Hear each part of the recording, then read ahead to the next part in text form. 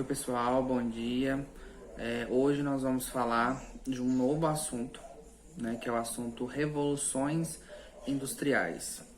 Esse assunto é um assunto que vai percorrer aí com vocês ao longo dos anos também. Ele é um assunto que está na mídia, que está na internet, que está nos jornais. Quando fala de indústria, quando fala de produção industrial, os produtos que vocês consomem, tudo isso só é possível por conta desses três momentos da nossa história, né? Das revoluções industriais. A primeira, a segunda e a terceira revolução industrial. Mas antes da gente falar de cada uma delas, é importante a gente entender o momento que veio antes disso.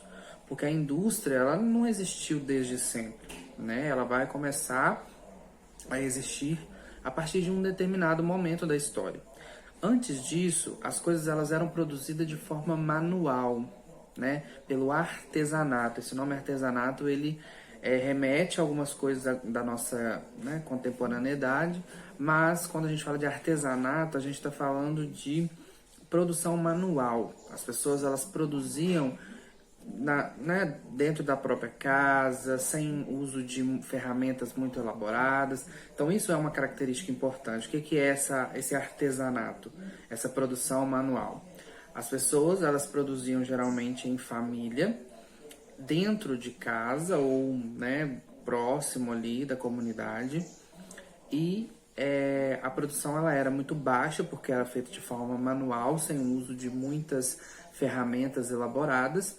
E uma coisa importante também é que a pessoa que produzia, ela tinha conhecimento de todo o processo de produção.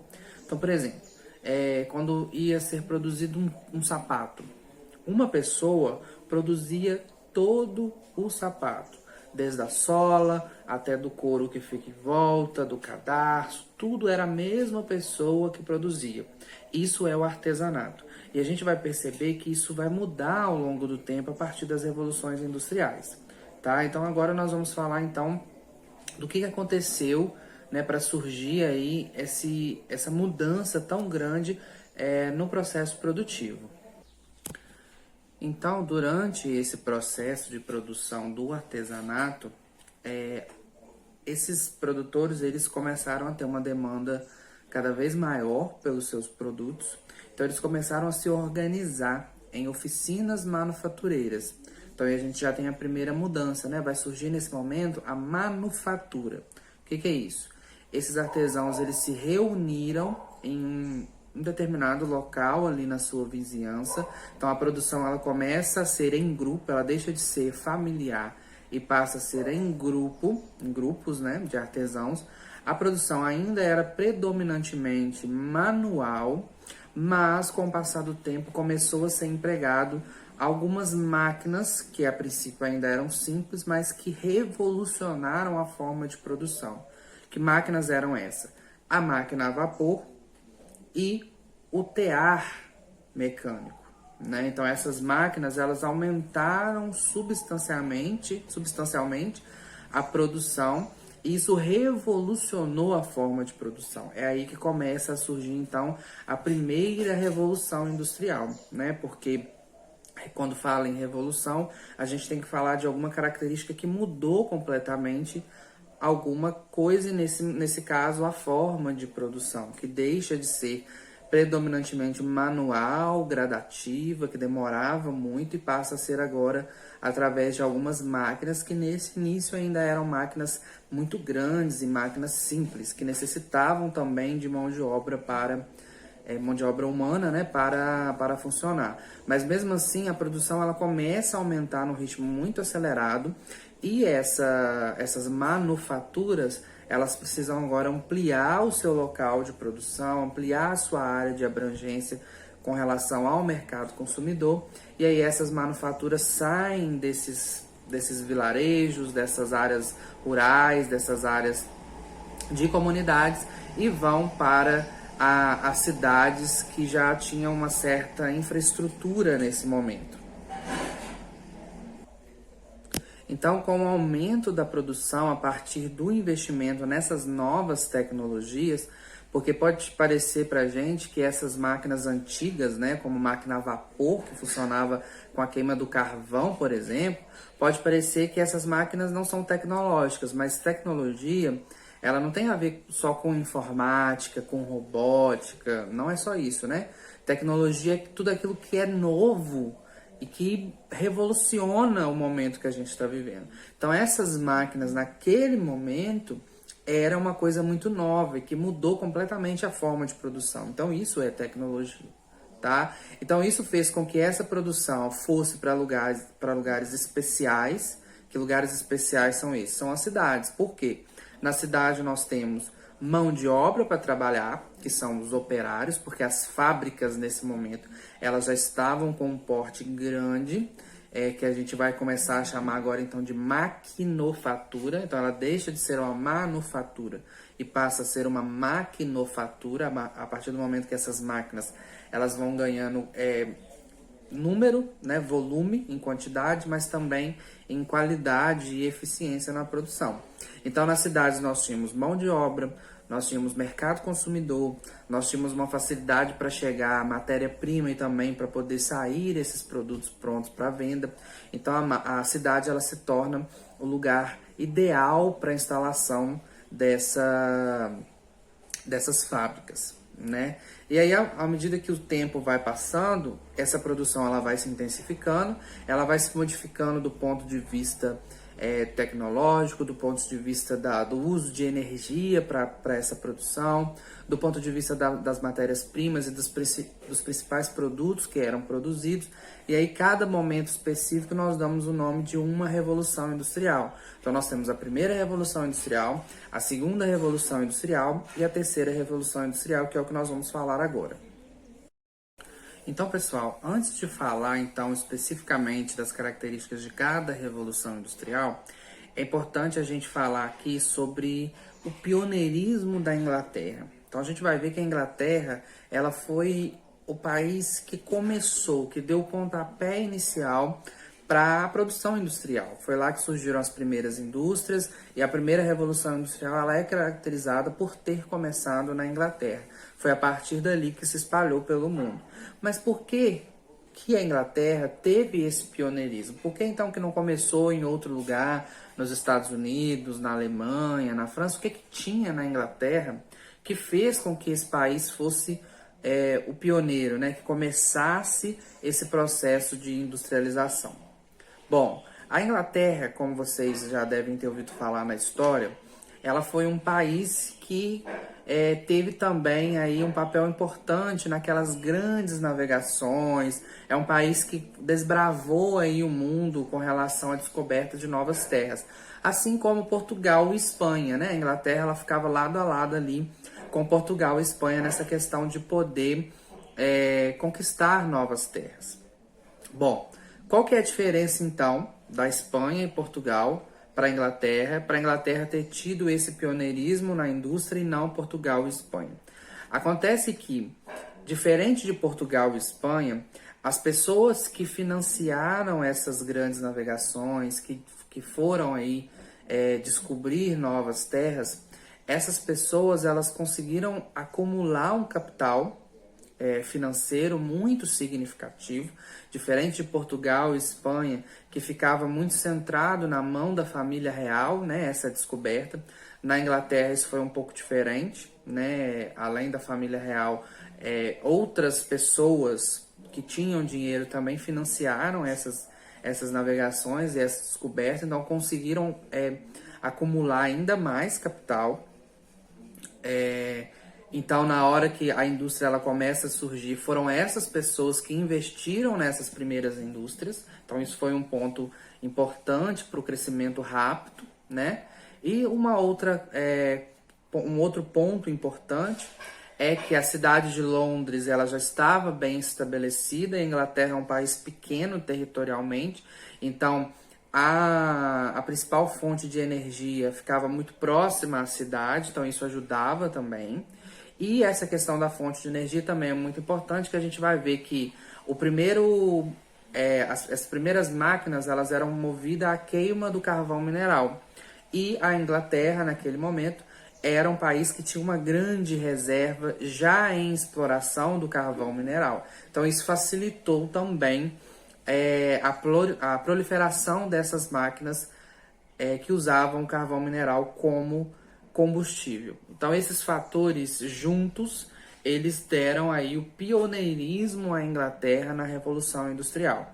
Quando a primeira Revolução Industrial se estabelece, então a Inglaterra se destaca e logo depois outros países vão dar sequência a esse processo de industrialização a partir da segunda Revolução Industrial. Estados Unidos, Alemanha, França e assim por diante. Japão também, um país importante na segunda Revolução Industrial.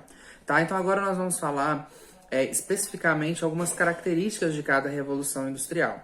E aí eu achei mais interessante a gente usar o quadro comparativo, que tem até na apostila, para a gente poder identificar as características, mas principalmente as diferenças entre a primeira, a segunda e a terceira Revolução Industrial.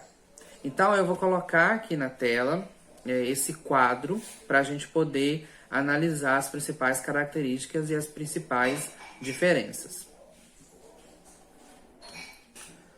Bom, a primeira coisa que a gente precisa então identificar é a época que essas revoluções elas aconteceram. Então a primeira revolução industrial a gente sabe, né, que foi ali por volta do século XVIII e o século XIX, lembrando, né, que tendo como pioneirismo a Inglaterra. Depois, a segunda revolução industrial ela vai acontecer já na segunda metade do século XIX, né? Até a primeira metade do século XX. Então, o que é século XIX? Lembrando, né? 1800. Então, metade dos anos 1800, a gente tem a segunda revolução industrial até a primeira metade do século XX, que é os anos 1900. Tá? Só para vocês irem se situando. E a terceira revolução industrial ela vai acontecer a partir da segunda metade do século XX até os dias atuais. Então, a partir da metade dos anos 1900, então a partir de 1950 até os dias atuais. Então, nós vivemos aí a terceira revolução industrial, sendo que alguns já indicam uma quarta revolução industrial. Mas como ela ainda não se consolidou, nós não podemos chamar ela de revolução, porque ela ainda não fez uma grande transformação no processo produtivo, tá? Quais que eram, então, as principais tecnologias? Então, o que é tecnologia? É uma novidade que muda, né, os processos produtivos. Na primeira Revolução Industrial, nós temos a máquina a vapor, né? Lembra que eu falei da máquina a vapor. Fundição e fabricação do ferro forjado e máquina de fiar, né, que é o tear mecânico. Então, essas eram as principais inovações tecnológicas na época. Então, pode parecer para a gente muito ultrapassado, mas naquela época era uma grande novidade e isso vai revolucionar o processo produtivo. Na segunda Revolução Industrial, nós já temos um motor a combustão interna. Né? O motor a combustão interna, ele necessita de uma outra fonte de energia que a gente vai ver logo abaixo. A fabricação do aço, então, além do ferro que já era produzido, agora o aço. E nós temos algumas invenções importantes que vão disseminar ainda mais o processo de industrialização, né? Que é o telefone, vai ser criado nessa época, o telégrafo, a lâmpada elétrica. Então, reparem que há uma mudança muito significativa em vários aspectos. E depois, na terceira Revolução Industrial, nós já temos agora outros tipos de tecnologia, né? Computadores, tecnologias, né, associadas aí a chips eletrônicos, circuitos elétricos, softwares, hardwares, então tudo ligado aí a computador. Então, sistemas de telecomunicações ligados aí à informática, lembrando que a internet ela também surge nesse momento e vai mudar muito a forma de pensar a indústria e também de vender esses produtos. E também uma coisa importante é a tecnologia aeroespacial que ganha força nesse momento. Então, reparem a mudança tecnológica, né? Então, é muito significativo esse ponto. E um outro ponto importante são as fontes de energia que vão sustentar essa produção. Então, como eu falei, lá na primeira Revolução Industrial, nós temos o carvão mineral, né, que ia movimentar aquelas máquinas a vapor.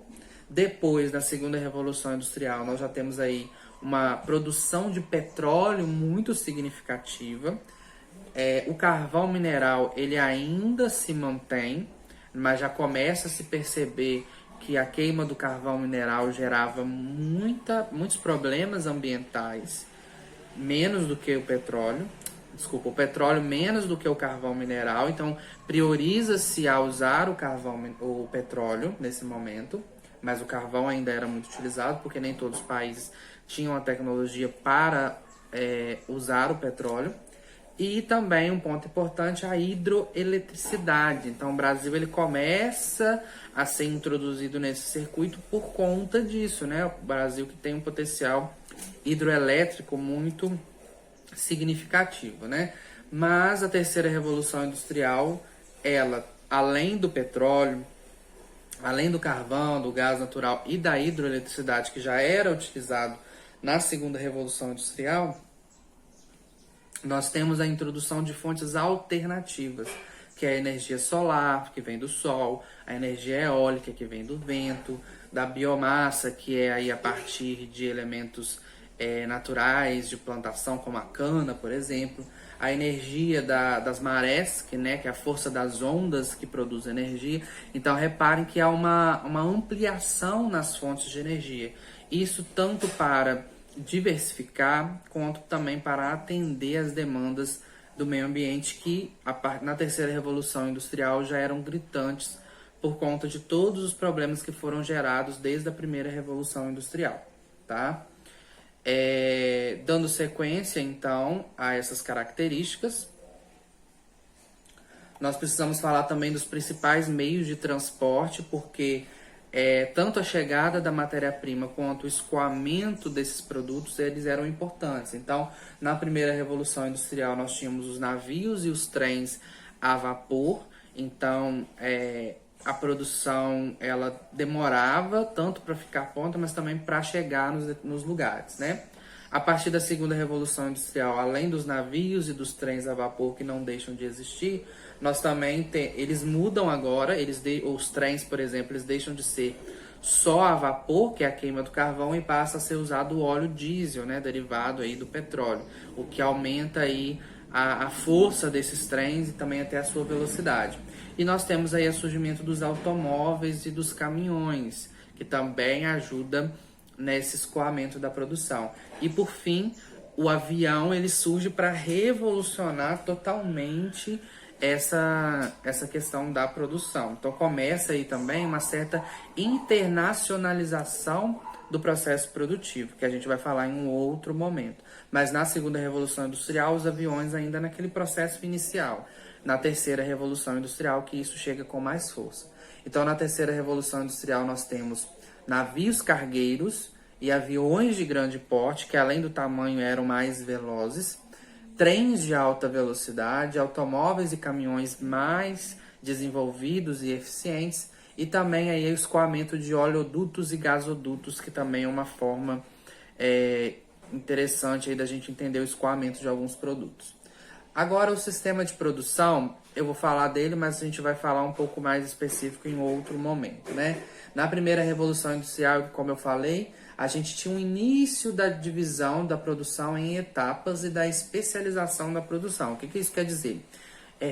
Na primeira revolução industrial, como eu falei, antes dela, né, a produção ela era manual, cada produtor tinha um conhecimento de todo o processo produtivo, mas a partir da primeira revolução industrial isso começa a mudar. O processo ele começa a ser separado em partes e a pessoa que produzia, o operário, ele não tinha conhecimento de todo o processo produtivo. Ele só fazia aquilo que ele era, né, que ele recebia para fazer. Então, se o trabalho dele era apertar um parafuso, ele passava o dia inteiro apertando aquele mesmo parafuso. Ele não tinha conhecimento do produto final, tá? Então, isso é um ponto importante, mas que a gente vai falar depois. E aí depois vem surgindo alguns nomes para isso, né? Que é o Taylorismo, o Fordismo e depois até um Toyotismo na terceira revolução industrial, uma produção flexível. Mas isso a gente vai falar um pouco depois, tá? Não vamos entrar nisso agora. Mas na terceira revolução industrial é óbvio que a gente tem uma robotização, né? as grandes empresas, elas utilizam cada vez menos mão de obra humana, né? Os robôs hoje fazem praticamente tudo. Fatores locacionais, né? Os lugares, eles tinham que atrair essas empresas. Então, o que acontecia? Na primeira revolução industrial, essas indústrias, elas iam ficar próximas às jazidas de carvão mineral e de regiões com disponibilidade de mão de obra, que eram as cidades, né? Então, como os transportes eles não eram tão desenvolvidos naquela época, era interessante que a produção ficasse perto da matéria-prima e também perto das pessoas que iam trabalhar. Depois, na segunda revolução industrial, que a gente já tem uma melhoria nos transportes, a gente vai ter aí que as indústrias, elas ainda preferiam ficar próximas aos lugares de matéria-prima, próximas às fontes de energia, mas também era importante ficar perto do mercado consumidor e também de portos para a exportação. Então, na segunda revolução industrial, a gente já vê aí uma intenção de internacionalização e também, como a produção era cada vez maior, precisava ficar perto do consumidor para que esses produtos não ficassem sobrando. E na terceira revolução industrial, as indústrias elas ficam em locais onde o custo com a produção ela é menor. Então, não importa o lugar, desde que o custo de produção seja menor. O que é esse custo de produção? É o gasto com energia, gasto com infraestrutura e gasto com mão de obra. Então, um local que oferece isso em menor valor atrai essas indústrias. E importante também locais onde tem mão de obra qualificada, né? Cada vez mais a indústria tecnológica, então cada vez mais a mão de obra ela precisa ser qualificada. Na primeira revolução industrial, com relação à questão de relações de trabalho, a gente tem o início do trabalho assalariado, isso é um ponto importante, mas também uma intensa exploração do trabalhador. Então, na primeira revolução industrial, o trabalhador ele tinha longas jornadas de trabalho e sem contar aí com o trabalho infantil e a exploração também do trabalho feminino. Então, isso marca a primeira revolução industrial. A segunda revolução industrial, ela é marcada pela alienação do trabalhador, né? Ou seja, o trabalhador ele era muito especializado, é aquilo que eu falei, né? Se a função dele era apertar um parafuso, ele passava o dia inteiro apertando aquele mesmo parafuso e ele não sabia, por exemplo, colar a sola de um sapato. Ele não sabia, por exemplo, sei lá, produzir ali, se a gente está falando de carros, por exemplo, ele não sabia pintar o carro, ele não sabia colocar a roda do carro, ele só sabia apertar o parafuso. Então isso é uma alienação do trabalhador, né? E como na primeira revolução industrial tinha uma exploração muito grande do trabalhador, na segunda já começa a surgir aí movimentos dos trabalhadores contra essa exploração. Então, o surgimento dos sindicatos. E nesse momento vai haver aí uma grande conquista por parte dos trabalhadores, diminuição da carga horária de trabalho, aumento dos salários. Então, isso tudo aí vai ser conquistado nesse momento. E na terceira revolução industrial, a gente tem aí um desemprego estrutural. Esse desemprego estrutural tem relação com essa tecnologia, né? Quanto mais tecnologia, menos pessoas trabalhando ali no chão de fábrica, né? E a exigência de uma mão de obra qualificada, principalmente com aí ênfase em setores de tecnologia, de comércio, então é tudo muito mais específico. E por último, para a gente finalizar, só relembrando aí, não está aí nessa tabela, mas só a gente relembrando a questão dos países que são mais característicos de cada uma dessas revoluções. Na primeira, nós temos o pioneirismo da Inglaterra, como eu falei, mas logo que a Inglaterra dá o pontapé inicial, ela vai ser acompanhada aí pela Alemanha, pela França e pela Bélgica. Já na segunda revolução industrial, nós temos os Estados Unidos, países também da Europa Ocidental, como Itália, a Espanha, Portugal, e também países lá da União Soviética, países da União de Repúblicas Socialistas Soviéticas, e também o Japão. E na terceira revolução industrial, além dos Estados Unidos com uma força significativa, né, que passa todos os outros. Nós também temos outros países da Europa Ocidental, além do Japão, da Rússia e também países da Ásia que começam a se destacar, como a China, e também países da América Latina, como o Brasil, tá? Então, é um pouco grande, é um pouco complexo, mas se seguir aí passo a passo, as principais características, as principais diferenças, além de dar para fazer as atividades, vocês também vão ter um conhecimento aí que vocês vão utilizar daqui para frente nas próximas atividades, também nos próximos anos aí de vocês, tá ok? Então, tendo dúvida, é só me chamar que eu estou à disposição. Valeu e até a próxima.